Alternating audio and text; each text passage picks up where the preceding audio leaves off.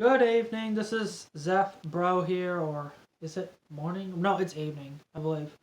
We're gonna be talking about how the TLOS trilogy understands the basics of storytelling versus how modern Lucasfilm understands it or has a misunderstanding of it, or Korra. Even though I didn't watch Korra and only watched like one or two episodes, from what people told me and from what I've looked up, it just sounds like complete garbage. The escalation is just terrible.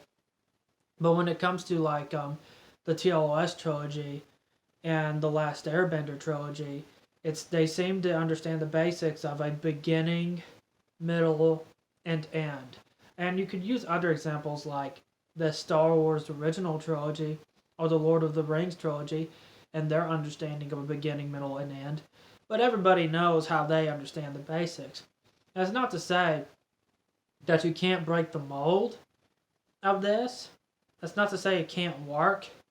It's just that it can help a lot when telling a story to have a layout of some sort. You don't have to be like following a certain layout for everything. It's like what Timothy says on the Discord. I don't know if he said it out elsewhere. He only said this on the Discord, but he said art is like writing is an art. It's not science. It's not like rocket science. You can't it's not always laid out like that. It's much more complex, like a human mind. The human mind can't work with the education system like that. So, like with traditions, human mind and truth, even if it strives to be traditional, in the end, there's always something that derails it, I believe, or that might not be the word. I might have mixed up the definition, or got it away from it. But back to the TLOS trilogy, which is why I think it's such a solid, good trilogy in terms of storytelling. I mean, it may not be the most original thing ever. I mean, people have seen it before, but when you look back at it now and compare it to stories today, when you look back at it, you start to wonder something. You start to wonder if the Star Wars sequel trilogy should have been more like that. The same could be said for Rogue One. Even though I didn't think Rogue One was as great as what Coolman229 said, Timothy said, or other people, at first I thought Rogue One was bad, honestly, worse than The Force Awakens, but looking back at it, it's functional. It serves its purpose. It sure serves its purpose better than Star Wars Episode 8, and I'm not calling it The Last Jedi ever since I found out there was another publication called The Last Jedi that was published around 4 years, I believe. Yeah, 4 years. And it takes place, I think, even before A New Hope, Episode 4. But back to topic. The TLOS trilogy, the Legend of Spyro trilogy, has a beginning, middle, and end. TJX summed this up well with what he stated about the TLOS trilogy, is that it had a story it wanted to tell, and it wrapped it up with the beginning being like she's like a very threatening villain, but not as threatening as the later ones who are far more dangerous, who are in charge of everything. Like she was just like the secondary or the tertiary. That's the word to pronounce it. She was like the driving force before Malfoy came back was Gaul. Even though I don't think Gaul was really that unique of a villain, they could have done so much more. And he's one of the most least interesting. He's actually one of the most least interesting villains in the entire Spyro franchise. If you ask me, I mean I like him better than Chaos because Chaos is just freaking obnoxious. I don't find it funny, but he does serve his purpose. And with a beginning, middle, and end, it starts off with the introduction, like Spyro's getting set up for all this, and he's learning about all this, and then in the second one, hard times are happening to the Gaul's bringing back Malfoy fully, and things are just going downhill for Spyro, as he has to, as he's as the villain's just afraid and things are just escalating and getting darker, and he has to be encased in his own power of some sort. I don't know, because if he didn't, Cinder and Sparks will die. It just kept going downhill for him in Eternal Night. But in Dawn of the Dragon, it all pays off eventually.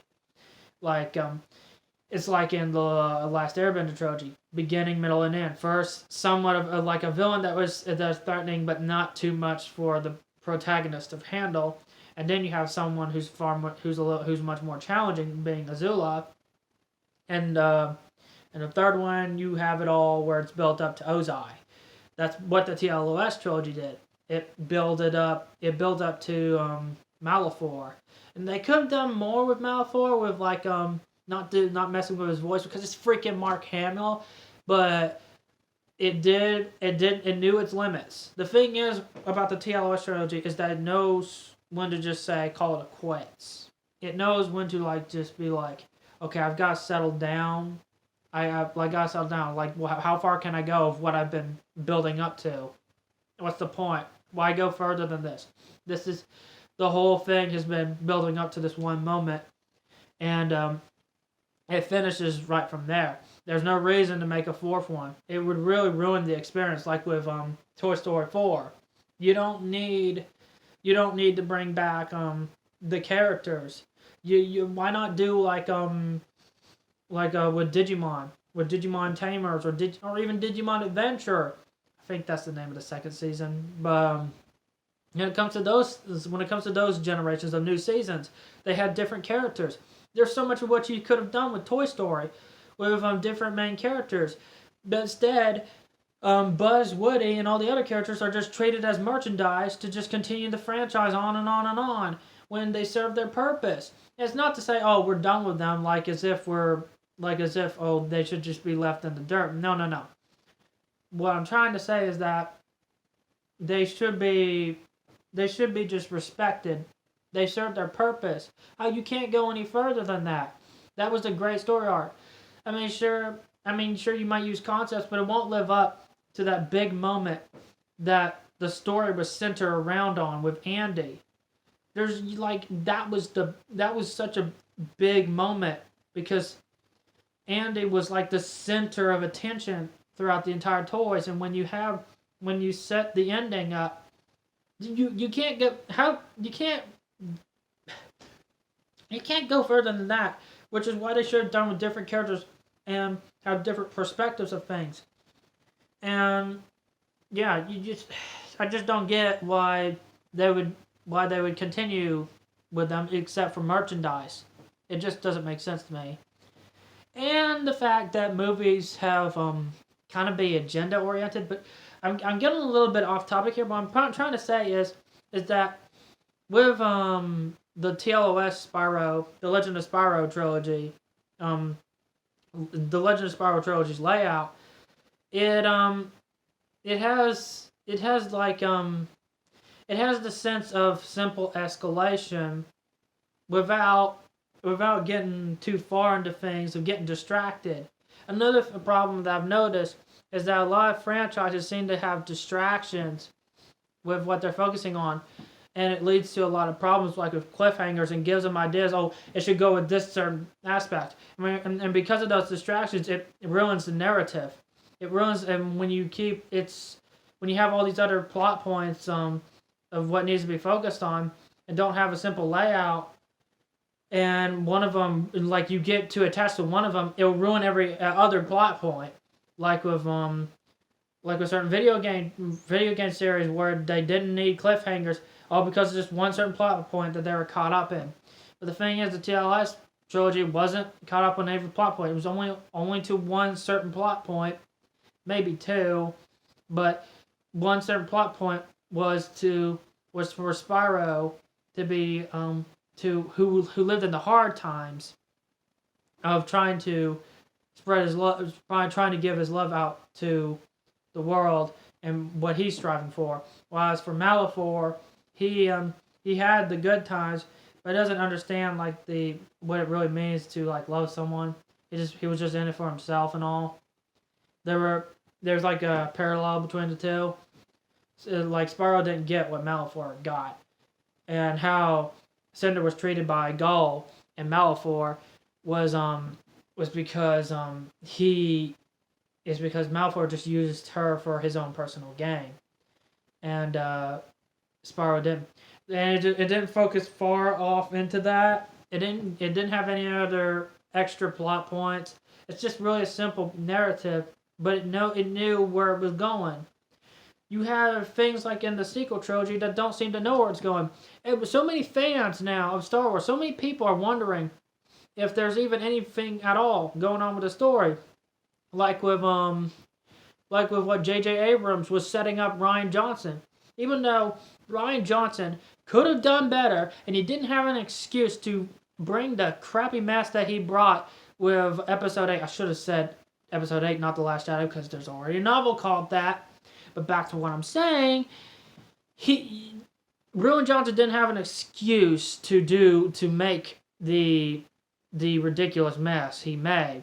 Even though that J.J. Abrams did screw Rian Johnson over. That is true. There was no real plan on what to do with Snoke, Rey, and Kylo Ren. Those three basic main characters, there was no plan. I mean, they do disrespect the characters from the original trilogy, but they don't even respect their own created characters, honestly. They don't even respect them because there's no sense of plan. And because of Rian Johnson being so petty, I believe, over how he was just set up with a scam, like with the mystery box, when there was nothing in the box at all. When it comes to that, Rian Johnson was just like, well, here's my middle finger to you, JJ, and then JJ is going to give his middle finger to Rian. But for some reason, people were siding in with JJ Abrams when he was just so disrespectful and known to lie a lot.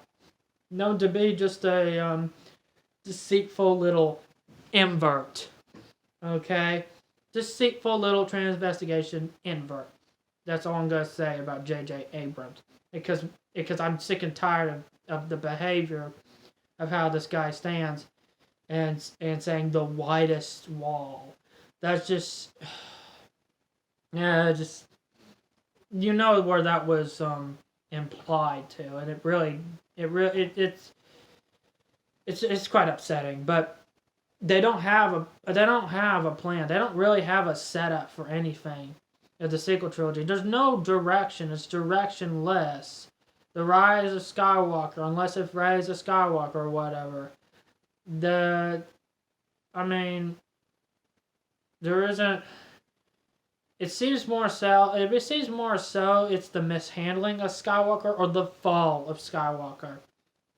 And I don't know for sure if I'm going to watch Episode 9. I'm extremely hesitant to. I'll probably watch it just to inform people on Discord how bad it is. And they even changed the ending. They really just don't have any freaking plan with the sequel trilogy.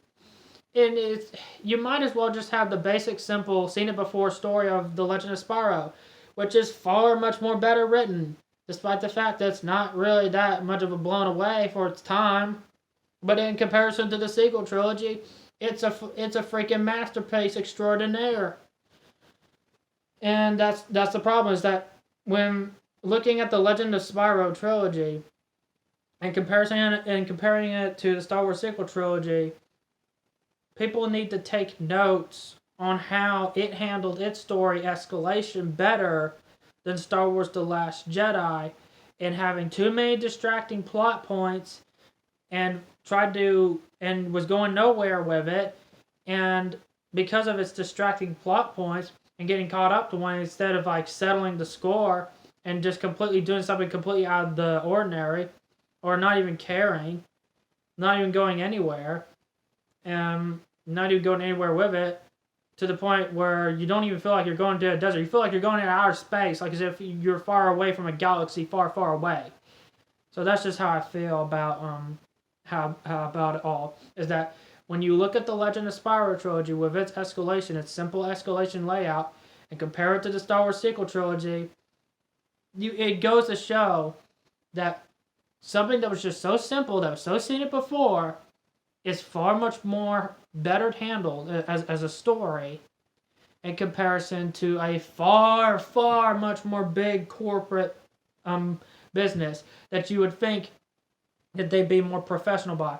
It's hard to believe that that Disney is not this professional. I really, honest to God, thought Disney was far much more professional with their movies than this. It's one of the biggest disappointments I've ever encountered in my life. I still to this day am shocked and how unprofessional Disney actually is. And to be honest, publishing companies, they don't really have the biggest discernment for writing and quality, honestly. But that's just how it is. I mean, I don't mean to sound offensive, but if you're ever publishing a novel or anything, or publishing any type of fictional written story, one thing you need to know is that publishing companies don't have as much discernment as you may think. That's all I'm gonna say. Okay, that's probably all I'm gonna say for this topic. The Legend of Spyro trilogy understands the story of writing better, and people just need to take advice and just need to understand the layout better. Because even with like the MCU, it doesn't seem to be going anywhere with a story past Phase 3 with its escalation, because it just seems as if everyone's just trying to do everything of what they can, and there's no sense of like teamwork and anything.